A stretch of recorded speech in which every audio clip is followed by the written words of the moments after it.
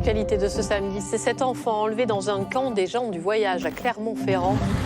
Il n'a pas le droit de faire ça, mon petit, il n'a pas le droit. Le gamin, il est en pleurs, le gamin est terrorisé. Et elle vit un véritable enfer. Parce qu'elle ne sait pas où est son gosse. Elle ne sait pas s'il est toujours en France ou à l'étranger. C'est une véritable traque. Il y a plusieurs services enquêteurs qui sont à la poursuite de Jason Lopez sur l'ensemble du territoire national. Cet homme, un détenu en fuite, est considéré comme dangereux. On n'est pas au cinéma, on n'entoure pas un campement de gens du voyage d'une manière qui interdise toute fuite. Au fur et à mesure que les heures passent, on est un peu dans le désespoir parce qu'on voit qu'on n'a pas retrouvé le petit garçon.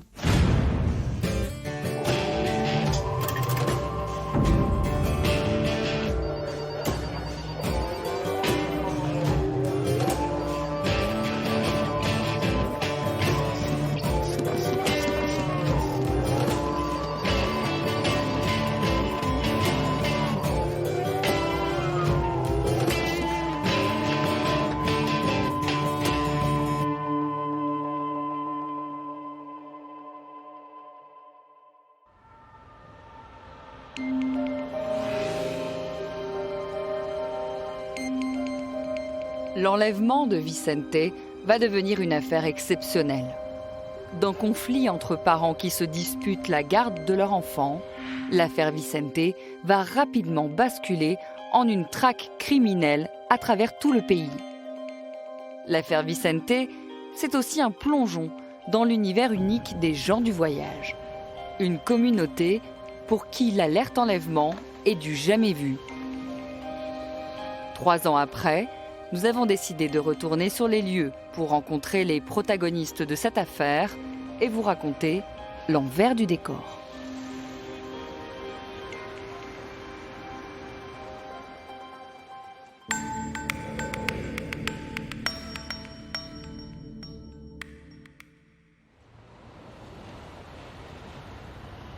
Tout commence à Clermont-Ferrand.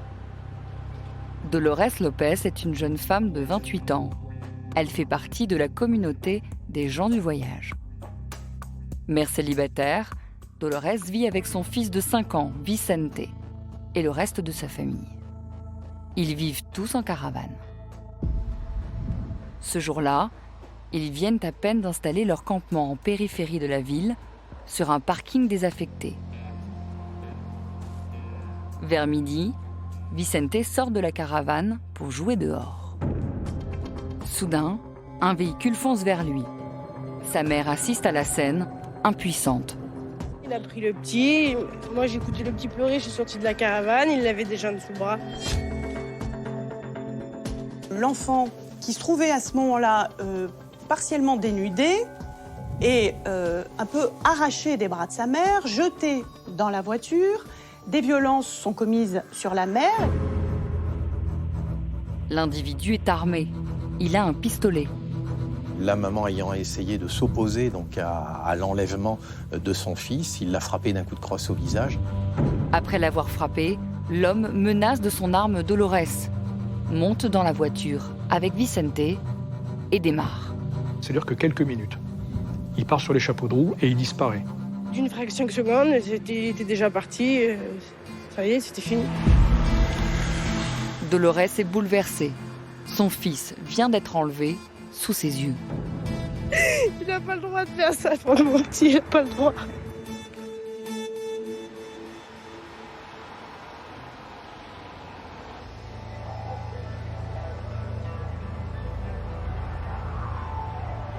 Mais curieusement, la famille ne donne pas immédiatement l'alerte. On est dans la communauté des gens du voyage. Parfois, ils vont essayer de régler les problèmes entre eux, on va dire un peu en interne. Et je pense que leur premier réflexe n'a pas forcément été immédiatement d'appeler la police pour dire voilà, le Vicente vient d'être enlevé. Pourtant, il faut agir vite s'ils veulent retrouver Vicente. 1 heure vient déjà de s'écouler. Dolores est sous le choc, mais elle est sûre d'elle. Elle a reconnu le kidnappeur. Elle se décide et va au commissariat. On a très rapidement la certitude, au travers des propos de la maman, que c'est le père de l'enfant qui a enlevé son fils. Les policiers l'interrogent. Ils tentent de savoir s'il s'agit d'une dispute entre conjoints ou si c'est plus grave. On sait qu'on est en présence d'un enlèvement. Les pères qui tuent leurs enfants sont, Dieu merci, relativement rares. On est plutôt dans une recherche un peu classique. Où est le père? Que fait-il? Connaît-on son adresse? Sait-on où il est? Les policiers commencent leur vérification. Ils consultent notamment le FPR, le fichier des personnes recherchées. Là, ils font une découverte inquiétante. On s'aperçoit extrêmement vite que le père dont on nous donne l'identité, Jason Lopez, est quelqu'un qui est en fuite. Jason Lopez fait en effet l'objet d'un mandat de recherche, puisqu'il est supposé être derrière les barreaux. Il est incarcéré au centre pénitentiaire de Riom, où il purge une peine de 3 ans pour des faits de vol-violence. Mais il y a tout juste 3 mois, le 6 décembre 2016, il obtient une permission pour une sortie VTT à côté de la prison. C'est une sortie qui est encadrée, mais voilà. Et ce jour-là, en fait, il s'évade. Il avait profité de cette sortie à vélo pour, dès 9h30 le matin, prendre la poudre d'escampette, attendu par un véhicule et des complices. Il s'enfuit à pied, il est vraisemblablement récupéré par quelqu'un qui l'attendait en voiture et il disparaît dans la nature. Mais Jason Lopez n'en est pas à son premier coup. Il s'est déjà évadé dans le passé. Il s'est évadé en 2014 d'une chambre sécurisée de l'hôpital de Nevers. En fait, il était incarcéré, il avalait des lames de rasoir, il était hospitalisé et il s'est échappé. Donc c'était sa première évasion. Il a un profil psychologique qui peut naturellement inquiéter. Il est connu pour être violent, il est connu pour être impulsif. Et on sait à quel point ce cocktail de violence et d'impulsivité, notamment quand du passionnel s'en mêle, et Dieu sait que c'est passionnel, la question de l'appropriation de l'enfant, est dangereux. Il faut se souvenir que cet homme, sa première évasion, il l'a réussi grâce à un stratagème assez impressionnant. Il a avalé des lames de rasoir dans le but de se faire hospitaliser avant de s'évader de l'hôpital. Eh bien, n'importe qui ne serait pas capable de faire ça, même pour s'évader de prison. Jason Lopez est un fugitif, récidiviste recherché par toutes les polices de France.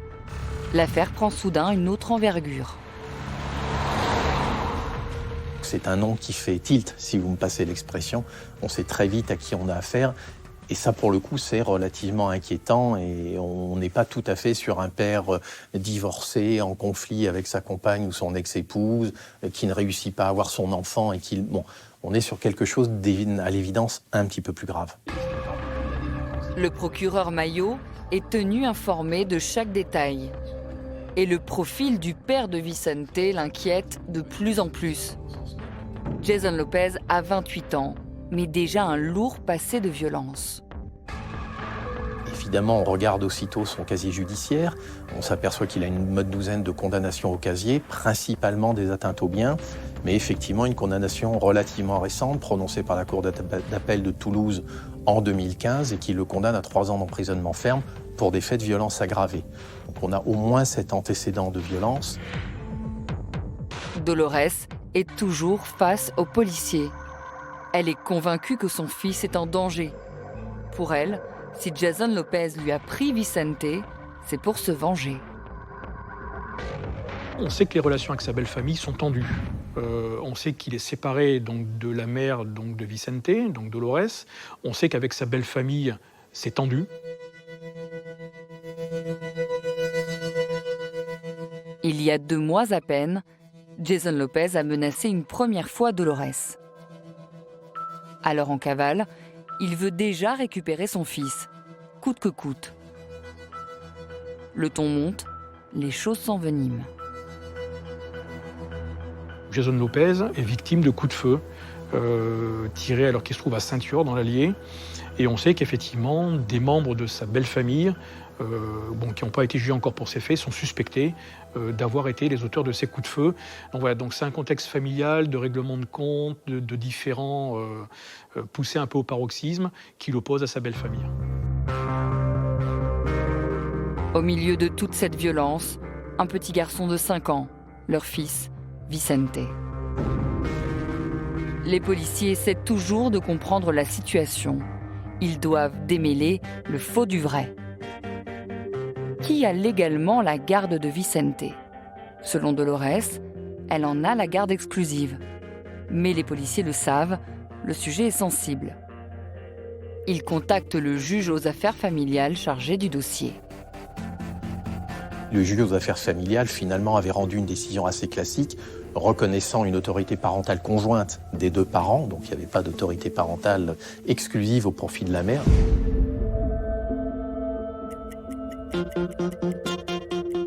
Il est 15 heures.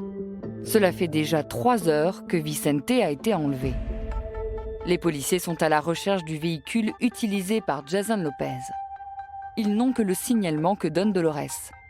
Une voiture noire, de type Mercedes, et 2 chiffres d'immatriculation. C'est peu. Bien évidemment, le père et l'enfant ne sont pas restés sur place. Ils sont déjà partis. La question, c'est où? Où sont-ils partis? La description du véhicule est envoyée aux services de police de tout le pays. Les enquêteurs renforcent aussi les patrouilles. Toute la ville de Clermont, sa gare et sa périphérie sont passées au peigne fin. Vicente est inscrit au fichier des personnes recherchées. Et s'agissant du papa, Jason Lopez, je vous rappelle qu'il était en état d'évasion puisqu'il s'était évadé et lui était déjà inscrit au fichier des personnes recherchées depuis décembre 2016. Donc lui, son signalement était dans toutes les brigades, dans tous les commissariats, dans tous les postes frontières et dans tous les aéroports. Donc lui, il n'y avait quasiment aucune chance qu'il puisse fuir à l'étranger sans être aussitôt interpellé. Mais très vite, les policiers se heurtent à une difficulté de taille. Jason Lopez bénéficie du soutien de sa communauté des gens du voyage qui lui offre beaucoup de refuges possibles pour se cacher. Il peut être partout. Et c'est là que l'on se dit que l'intérêt d'une alerte enlèvement, ça peut être effectivement, par le nombre d'appels que ce type d'alerte génère, d'obtenir des renseignements précieux sur la direction de fuite. Où sont-ils partis ?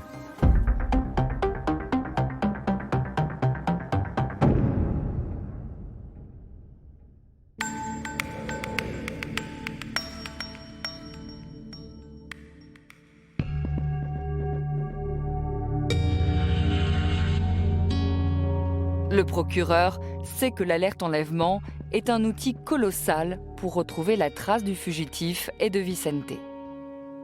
Seul problème, le plan alerte enlèvement ne doit pas être déclenché en toutes circonstances. Il faut qu'il y ait un enlèvement ou une soustraction, premier critère, avéré, de mineur, deuxième critère.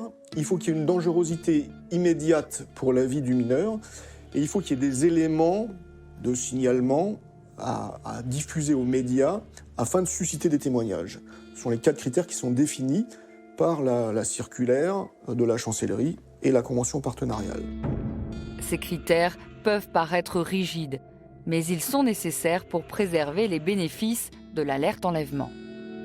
Les critères sont relativement importants et réduits pour éviter qu'il y ait trop d'alertes finalement, parce qu'il faut que le dispositif soit relativement rare afin qu'il soit efficace. Si les critères étaient étendus, très probablement le public aurait moins de réaction, il y aurait moins d'impact vis-à-vis du public. Trop d'alerte enlèvement tue l'alerte enlèvement en quelque sorte. Ici, ce qui fait douter le procureur est le lien de parenté entre le kidnappeur et l'enfant. Vicente est-il vraiment en danger ? Normalement, il n'y a pas d'alerte enlèvement après un enlèvement parental. Mais dans ce cas précis, le procureur et son équipe sont surtout marqués par les conditions violentes de l'enlèvement. Ce sont des éléments qui tout de suite nous mettent en vigilance et nous font dire qu'il y a effectivement quelque chose de grave qui s'est passé et qu'il y a un risque de violence vis-à-vis de l'enfant. La violence prime peut-être le lien de paternité.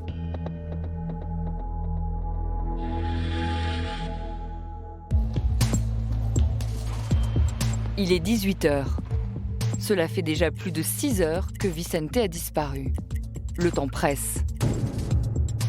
Pourtant, au sein du pôle judiciaire de Clermont-Ferrand, la question divise. La concertation devient collective. On échange à ce moment-là avec le parquet général, puisque dans toutes les affaires un peu importantes, il y a une remontée d'informations hiérarchiques, mais au-delà de la remontée d'informations, le souhait aussi de discuter avec un collègue, le procureur général, mais avec son expérience personnelle, avec son ancienneté. Le procureur général connaît en effet très bien le dispositif exceptionnel de l'alerte enlèvement. En 2011, elle était procureure de la République du Mans lorsque 2 fillettes, les sœurs Chapin, avaient été enlevées. Elle avait choisi alors de déclencher le plan alerte enlèvement. Depuis la nuit dernière, les 2 fillettes de 12 et 10 ans avaient disparu dans leur quartier de Saint-Germain-du-Val au nord de la Flèche. Et cet après-midi vers 16 h, le plan alerte enlèvement est déclenché. Quand il est question de 2 petites filles de 10 et 12 ans, c'est évident qu'il faut aller vite. Voilà. C'est vrai que moi j'étais un peu forte de mon expérience précédente, qui avait tout de même été positive. Le doute est accentué par le fait que Jason Lopez fasse partie de la communauté des gens du voyage. C'est un élément de questionnement supplémentaire. Le fait que ça soit dans un milieu qui est quand même un milieu assez fermé, entre des parents qui ont des difficultés entre eux, qui les règlent de façon souvent assez particulière. On sait que ces gens-là sont même en général très attachés à leurs enfants, mais comme tous les parents, c'est un questionnement supplémentaire. On s'est dit au point de départ, communauté des gens du voyage, et le contexte général où il y a tout de même relativement peu de meurtres, cet homme n'a pas fait preuve dans le passé d'une violence extrême. Peut-être qu'on a intérêt à mener une enquête plus discrète, un peu plus au long cours et à récupérer l'enfant dans la durée. Le procureur le sait, la vie de l'enfant est en jeu. Il n'a pas droit à l'erreur. Finalement, à 18h30, la décision est prise. Un papa qui est violent habituellement, pas forcément avec son enfant malgré tout. A priori, ce n'est pas les éléments qu'on a à ce moment-là, mais avec sa compagne, qui est plutôt violent habituellement, qui est en cours d'évasion, qui au moment où il emmène le petit garçon exerce des violences sur sa compagne, on pouvait a priori être légitimement inquiet sur le sort qu'il allait réserver à ce petit garçon. Donc en discutant, on décide finalement que ça serait favorable, toujours en pesant le pour et le contre. C'est véritablement une décision collective qui se bâtit, et ce n'est pas la décision d'une seule personne.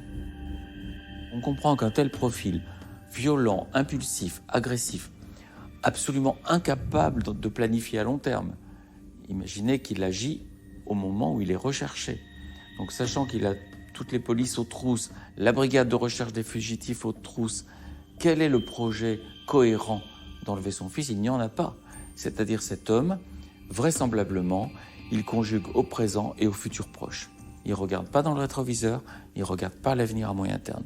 C'est tous les paramètres d'un profil dangereux et on comprend parfaitement que dans un tel contexte, on ait déclenché l'alerte enlèvement. Le plan alerte enlèvement va être actionné. Le procureur rédige en vitesse le message d'alerte et sélectionne la photo de Vicente. L'idée, c'est d'avoir un message extrêmement court que les yeux peuvent appréhender en quelques secondes. Tout est réuni et envoyé au plus vite à la chancellerie.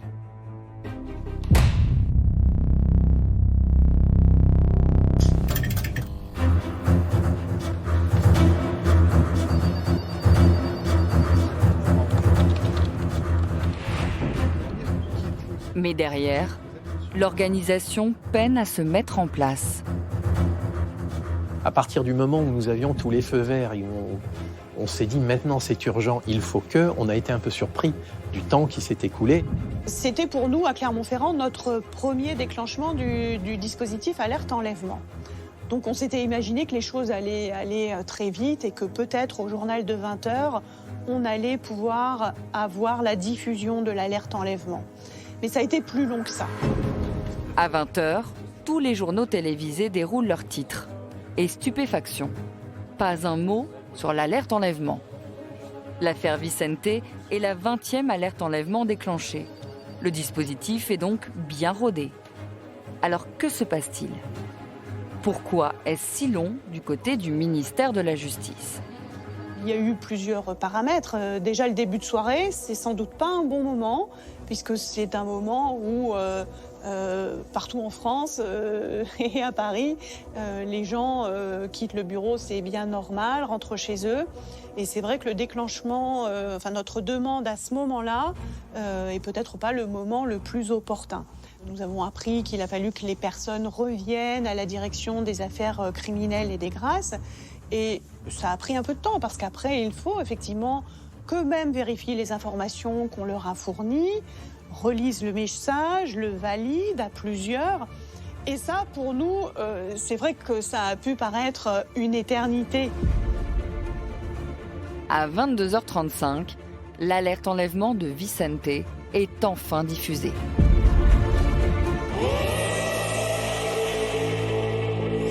Un enfant a été enlevé. Ceci est une alerte enlèvement du ministère de la Justice. N'agissez pas seul. Si et seulement si vous disposez d'informations permettant de le retrouver, composez le numéro de téléphone qui s'affiche sur votre écran. On est acteur d'une situation qu'on a demandée, pour laquelle on est en train vraiment d'agir.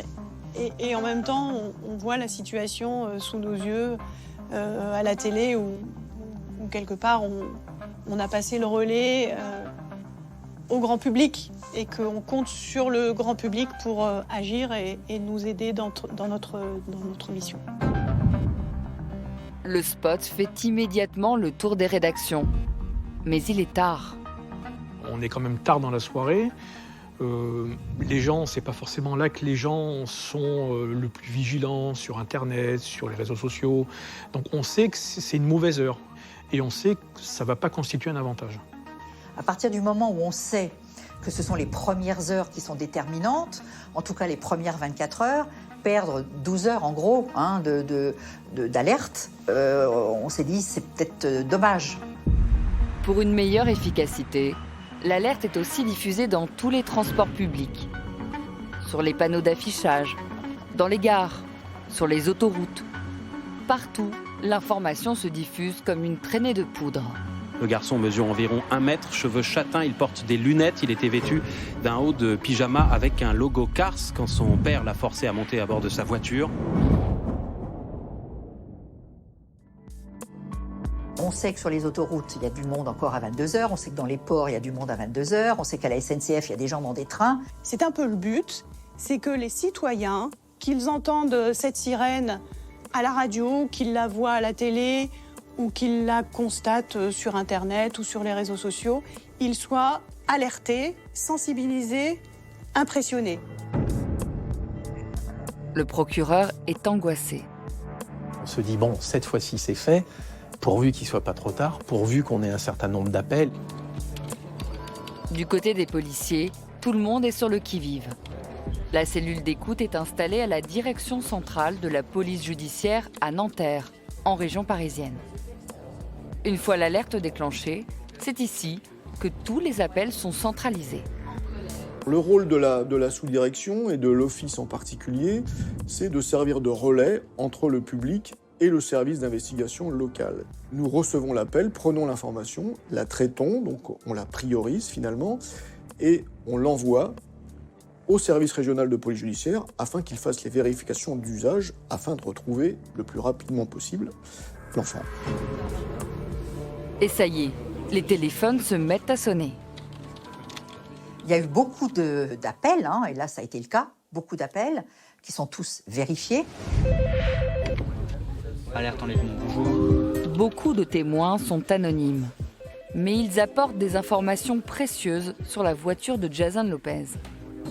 Les enquêteurs recoupent chaque détail et essaient de suivre la trace du fugitif. La nuit tombe, assez rapidement, on va savoir que Jason Lopez a quitté le Puy-de-Dôme, puisqu'on a réussi à identifier qu'il utilisait un véhicule de couleur noire, de type BMW ou Mercedes.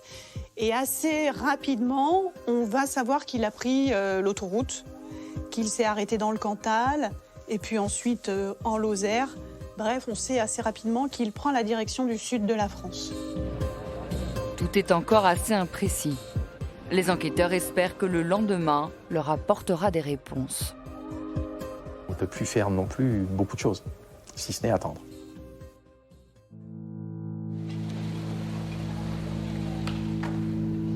Toujours aucune trace du petit Vicente, ce garçon de 5 ans enlevé par son père hier à Clermont-Ferrand. L'alerte enlèvement a aussitôt été déclenchée. Le lendemain matin, les journalistes affluent. C'est bien normal puisque là, c'est nous qui les avons sollicités. Ils sont effectivement les partenaires institutionnels dans le cadre du dispositif de l'alerte enlèvement. Donc les journalistes locaux, nationaux vont arriver le jeudi matin et le procureur va faire une conférence de presse. On est manifestement en présence d'un conflit violent, des menaces de mort qui ont été formulées depuis plusieurs semaines au préjudice de la maman via les réseaux sociaux, via d'autres moyens téléphoniques ou autres. Et donc effectivement, on a quelques craintes qui ne veuillent éventuellement se venger ou faire souffrir la mère. Alerte enlèvement, bonjour. La journée commence tout aussi fort pour les enquêteurs de la cellule d'appel. Vous avez vu l'enfant ? Ils ont une piste sérieuse. Est-ce que vous connaissez cet homme ? Il y a effectivement un appel qui va être extrêmement important. C'est un appel de quelqu'un qui nous indique effectivement avoir vu, à la suite de l'alerte enlèvement, donc comme quoi ça a été effectivement utile de ce point de vue-là, et qui est à peu près convaincu d'avoir vu le père, l'enfant, arrêté à une station-service, et le papa était descendu pour faire le plein, et également il avait acheté quelque chose dans le petit commerce qui jouxtait la station-service. Donc c'était un élément d'autant plus intéressant que station-service égale en règle générale caméra de vidéosurveillance, et ça a été le cas, et donc récupération d'images. Des images cruciales. Elles confirment bien qu'il s'agit de Jason Lopez et Vicente. Ils circulent toujours à bord d'une Mercedes de couleur noire, mais plus important encore, ce sont les premières images de Vicente depuis son enlèvement brutal. L'enfant riait, et ce qui a rassuré d'autant plus les enquêteurs en se disant, bon, si l'enfant riait, c'est qu'il ne se sentait pas, lui, en danger, c'était déjà ça. L'enfant a l'air d'être en bonne santé, effectivement. Ça, ce sont des éléments rassurants. Une patrouille se rend sur place à la station-service de Salcuran, dans l'Aveyron. A priori, Jason Lopez continue de se diriger vers le sud. C'est véritablement l'axe autoroutier gratuit et la route classique pour descendre vers le sud au départ de Clermont-Ferrand. Donc on avait à peu près cet élément de certitude. C'est le seul élément concret qu'on a pu avoir sur ce qui s'est passé après l'enlèvement. Après ça, il disparaît totalement dans la nature. La journée se poursuit sans la moindre nouvelle information. L'alerte s'essouffle. Au total, un peu plus de 1200 appels téléphoniques ont été passés et un seul a véritablement été utile. On est d'abord dans une grande effervescence où on pense que le petit et son père vont être retrouvés rapidement. Et au fil des heures, on s'aperçoit que ce n'est pas le cas. Pour nous, au fur et à mesure que les heures passent, on est un peu dans le désespoir parce qu'on voit que, on n'a pas retrouvé le petit garçon. 18h30. Le procureur de la République de Clermont pense être arrivé au bout des bénéfices de l'alerte enlèvement. On a un état d'esprit mitigé. On se dit bien évidemment que c'est provisoirement une forme d'échec. À la une, toujours pas de nouvelles du petit Vicente enlevé hier soir par son père à Clermont-Ferrand dans un camp de gens du voyage. Cet homme, un détenu en fuite, est considéré comme dangereux. Pourtant, le plan alerte enlèvement est levé. Conserver un dispositif qui mobilise des moyens très importants et une plateforme téléphonique pour recueillir des appels qui sont susceptibles de ne plus servir de manière très utile ne paraissait plus opportun. Dolores, la mère de Vicente, est très affectée. Elle vit un véritable enfer.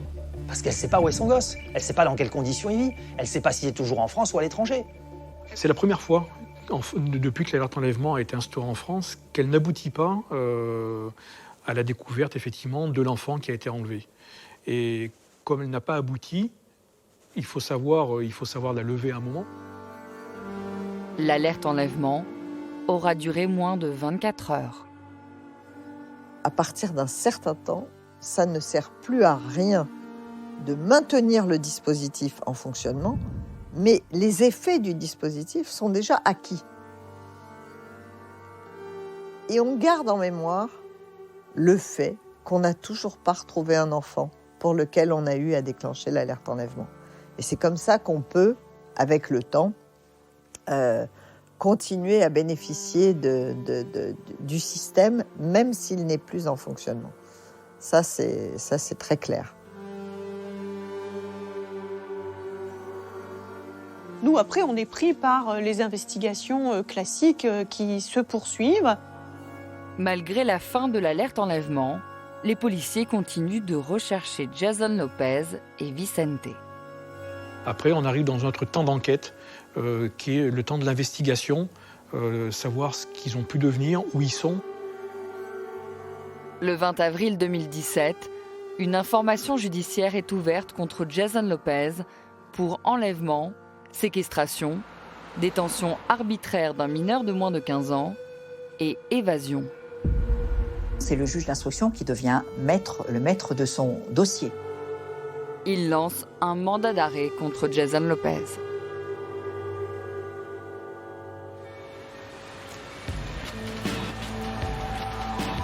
Pendant le mois qui suit, toutes les polices de France sont aux trousses de Jason Lopez. C'est une véritable traque. Il y a plusieurs services enquêteurs qui sont à la poursuite de Jason Lopez, plusieurs services sur l'ensemble du territoire national. Les policiers essaient de trouver un moyen d'identifier où se cachent Jason Lopez et son fils. Un élément qui s'est avéré décisif, c'est le fait qu'il appelait régulièrement la maman. Il garde, Jason Lopez, un contact avec Dolores tout au long de la traque pour lui faire peur. Parce qu'il est cruel avec elle. Et il lui explique évidemment qu'il a le gamin avec elle et qu'il ne retrouvera pas son gosse. Parce qu'il n'a pas supporté la rupture. C'est tout simple. Vicente est un objet pour faire du mal à Dolores. Il n'a aucun amour pour son fils.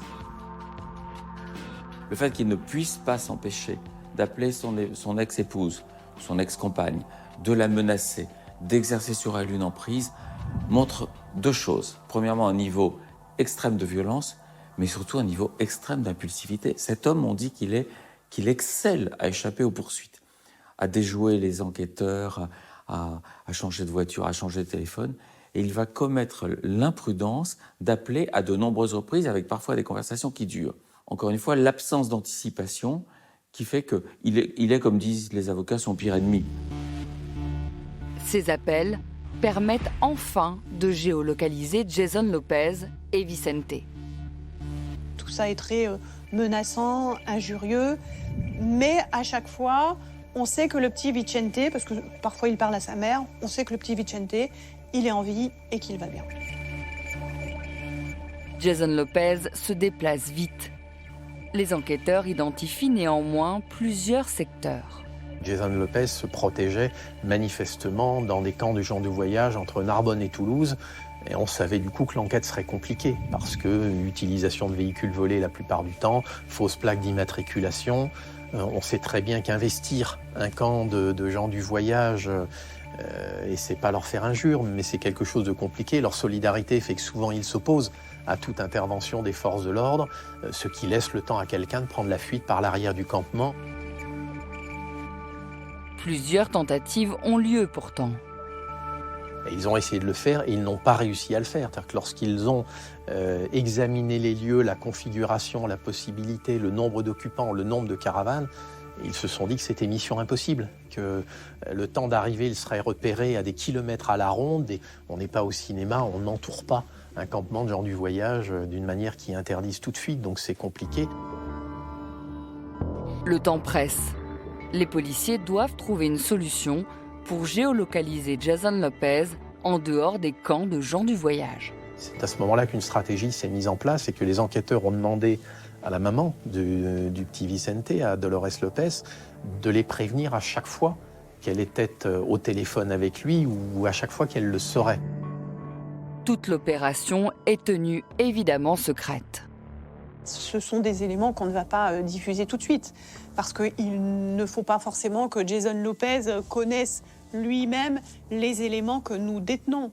À chaque fois qu'on va réussir à avoir un téléphone portable qu'il utilise, parce qu'il est très prudent, il va changer plusieurs fois de numéro, bien sûr, c'est des éléments qu'on ne va pas donner à la presse. Le fait qu'il soit sur écoute, le fait qu'il soit géolocalisé en temps réel, ce sont des éléments d'enquête qui sont confidentiels et qu'on ne va pas divulguer immédiatement.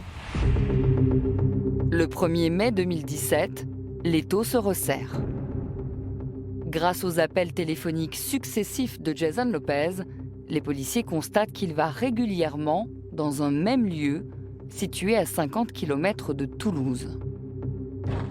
Très rapidement, on va arriver à mettre sur écoute ses téléphones portables, à géolocaliser sur des secteurs plus ou moins précis les endroits où il se trouve. C'est ainsi que les enquêteurs se sont aperçus que très souvent, ils bornaient sur des lieux de restaurants type McDonald's, Quicks ou autres, et que c'était véritablement un type de restaurant qu'ils fréquentaient très habituellement. Les policiers de la SRPJ de Toulouse font un repérage discret des lieux, en attendant le moment propice où ils pourraient intervenir. L'avantage étant, dans le cadre de ce dossier, qu'il appelait parfois, elle n'était pas disponible, c'est quelqu'un d'autre qui décrochait, et que d'une certaine façon, il annonçait son appel téléphonique, et qu'il y avait en quelque sorte un rendez-vous téléphonique d'organiser.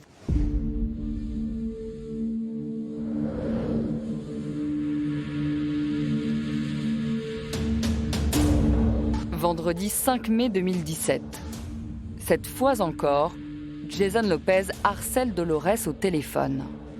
Il convient de la rappeler vers 20h.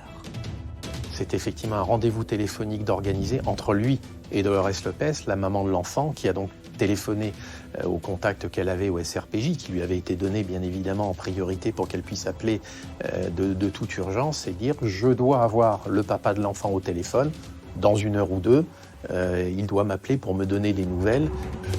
Les policiers parviennent à géolocaliser l'appel. Jason Lopez serait à proximité de Frouzin, une ville située à une quinzaine de kilomètres de Toulouse. Les enquêteurs lui ont demandé à ce moment-là d'essayer de faire en sorte de tenir au téléphone le plus longtemps possible, presque comme au cinéma. Les policiers misent sur le fast-food le plus proche de Frouzin. Il faut être prudent. On ne sait pas s'il est armé et si Vicente est avec lui ou non. Dolores est très inquiète. D'après elle, Jason Lopez est capable du pire. Ce type est dangereux. Et elle le sait qu'il est dangereux, puisqu'il est venu prendre Vicente, kidnapper Vicente, avec une énorme violence. Et elle sait qu'il est violent, parce que quand elle a vécu avec lui, elle en a déjà, finalement, l'expérience de sa violence. C'est la BRI, la Brigade de recherche et d'intervention de Toulouse, qui se prépare à passer à l'action. La BRI de Toulouse, à ce moment-là, a repéré un véhicule. Jason Lopez n'avait pas changé les plaques d'immatriculation du véhicule volé. Il était au téléphone, l'enfant à l'arrière du véhicule, et lorsque les forces de l'ordre ont observé le véhicule, vérifié s'il n'avait pas une attitude éventuellement violente au téléphone. Je dirais, la situation paraissant relativement paisible, les forces de l'ordre ont entouré le véhicule et procédé à l'interpellation de Jason Lopez.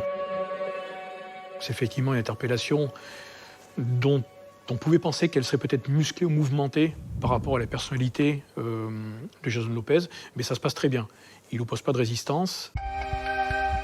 Vicente est recueilli par les policiers. On est extrêmement soulagés. La première question, bien sûr, c'est comment va le petit garçon ? Est-ce qu'il est en sécurité ? Ça, je crois que effectivement, c'est la première chose à laquelle on tend. Comment il va ? Première information, c'est que le petit garçon va très bien. Il est en bonne santé, donc il n'y a aucun souci de ce côté-là. On a retrouvé le petit garçon. Pour nous, c'est bien. Ça se termine d'une bonne façon. On peut dire que c'est une réussite ? C'est une réussite. Sa cavale se termine enfin. Jason Lopez, qui avait enlevé son fils Vicente le 29 mars dernier, a enfin été arrêté hier soir vers 21h sur la commune de Frouzins, près de Toulouse. Le petit est sain et sauf. Vicente est d'abord examiné à l'hôpital. Les médecins constatent tout de suite qu'il n'a aucun signe de maltraitance. Le petit garçon est en bonne santé. Il retrouve enfin sa mère. Ça s'est très bien passé, il m'a pris dans les bras, il m'a fait des bisous. Il était très content de me voir. Le cauchemar est terminé, ouais. Grâce à la justice. Grâce à la justice. Sous le coup d'un mandat d'arrêt, Jason Lopez est placé en détention dans le commissariat de Toulouse. Là, il ne fait aucune déclaration. Il attend d'être entendu par un juge. La semaine qui suit, Jason Lopez est transféré à Clermont-Ferrand. C'est là-bas que son dossier va être instruit. Alors, il ne dit pas grand-chose, Jason Lopez, au début. Il va falloir le réinterroger à plusieurs reprises pour qu'il fournisse des explications. Après, c'est effectivement l'enquête, l'instruction qui se poursuit avec l'audition à plusieurs reprises de Jason Lopez qui, confronté à la situation, va reconnaître la plupart des infractions qui lui sont reprochées. Les faits d'évasion, bien sûr, il ne peut pas les contester. En revanche, concernant l'enlèvement de Vicente, Jason Lopez minimise les conditions dans lesquelles cela s'est déroulé. Il va un peu dire, comme tous les pères qui ne voient pas suffisamment leur enfant, il va un peu rejeter le tort sur la mère, expliquer que il voulait voir son enfant, qu'il ne voulait pas lui faire de mal, que son intention n'était pas d'effrayer cet enfant, ni de lui faire de mal. Jason Lopez revient aussi sur l'alerte enlèvement. Il reconnaît qu'il l'avait en tête tout au long de sa cavale. Il a parfaitement été au courant du déclenchement de l'alerte enlèvement, ce qui fait qu'il a été extrêmement prudent. Il disait effectivement qu'il changeait souvent d'endroit, qu'il devait être extrêmement prudent, qu'il changeait de téléphone. Bien sûr, c'est un homme qui se savait particulièrement recherché. Évidemment, compte tenu de ses antécédents, compte tenu de la gravité de ce qui lui était reproché, puisqu'à ce stade, l'ouverture d'informations, nous étions sur une information criminelle, donc il y avait la question du trouble à l'ordre public, exceptionnel et persistant. Il était absolument évident que ce seul et unique critère justifiait son placement en détention provisoire. Le voilà de retour au centre pénitentiaire de Riom, en attendant son procès.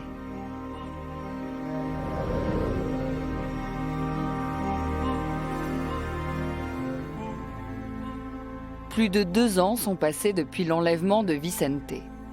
2 ans aussi que son père, Jason Lopez, est en prison en attente de son jugement.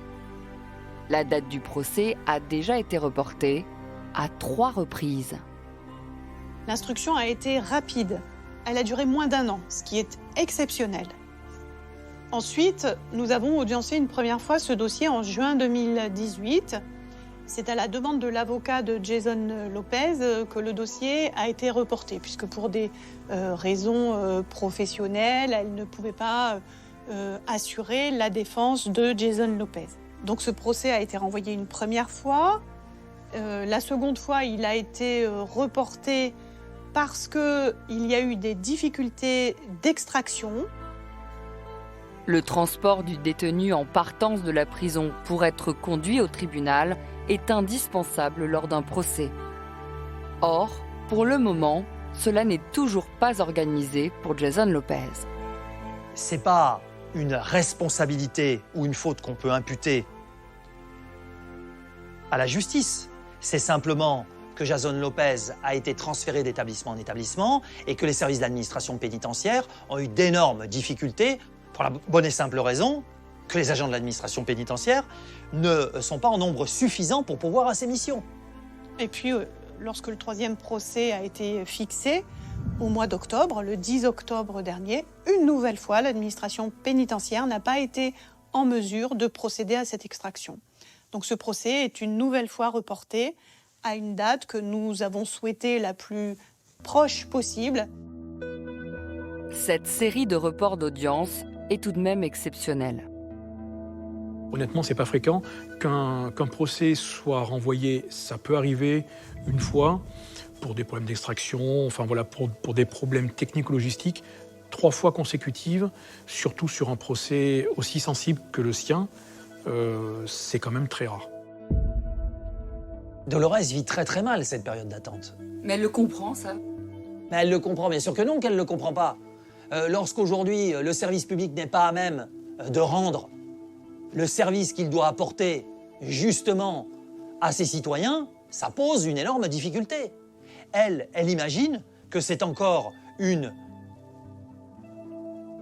un avantage qui finalement est donné à Jason. On comprend très bien que le report à plusieurs reprises du procès soit pour la mère une prolongation de sa souffrance. Pour la bonne et simple raison que peut-elle redouter? Elle peut redouter une lecture compassionnelle de ce passage à l'acte. Si on fait une lecture extrêmement indulgente, par exemple, ce serait un père qui souffre de se voir écarté de la vie de son enfant. La peine serait certainement clémente et on vivrait au fond ça comme une simple tragédie. Donc elle vit dans cette crainte qui ne sera apaisée pour elle que par une sanction très certainement longue. C'est ce qu'elle espère. Dolores et son avocat attendent aussi des mesures d'éloignement très fortes. Le seul, peut-être, aspect de réparation qui sera important pour elle, c'est que le tribunal correctionnel pourra interdire Jason Lopez d'un séjour sur un territoire défini. Peut-être la région Rhône-Alpes-Auvergne, où elle vit. Elle n'est pas très itinérante, Dolores. Elle reste dans cet ensemble régional. Mais il faudra bien évidemment, qu'il soit interdit d'entrer en contact avec elle, interdit d'entrer en contact a fortiori avec Vicente, et à mon avis, interdit de séjour dans la région. On ne peut pas l'interdire du territoire français. Il a la nationalité française. Mais l'interdiction de contact avec elle, par tout moyen, sera évidemment indiscutable. Jason Lopez encourt jusqu'à 30 ans de prison.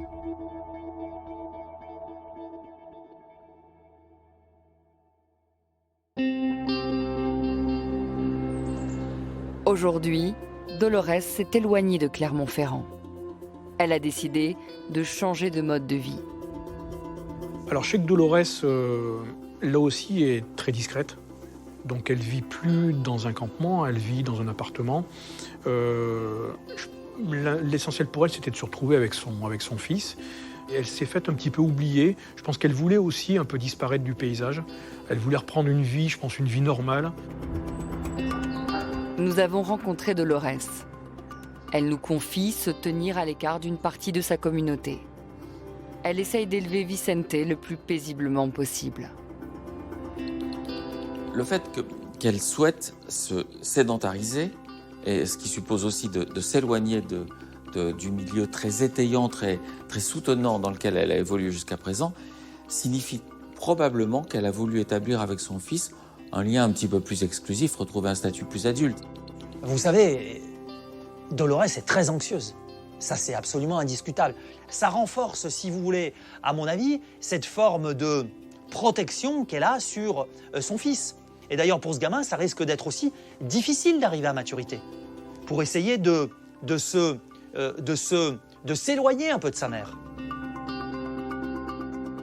Malgré les années qui passent et la perspective d'un procès bientôt, elle ne parvient toujours pas à faire taire ses angoisses. Elle est dans la crainte.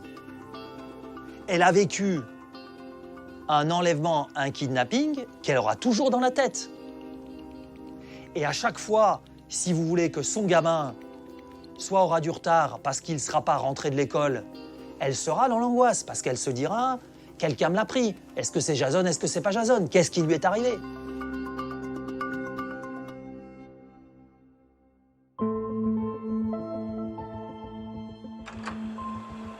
Le 17 janvier 2020, Jason Lopez a enfin été jugé.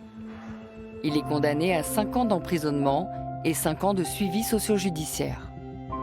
Il est aussi interdit de port d'armes pendant 3 ans et interdit de séjour dans le Puy-de-Dôme pendant 5 ans. Dolores aura obtenu 1 euro symbolique de dommages et intérêts. L'essentiel pour elle étant qu'il soit tenu à distance d'elle et de son fils.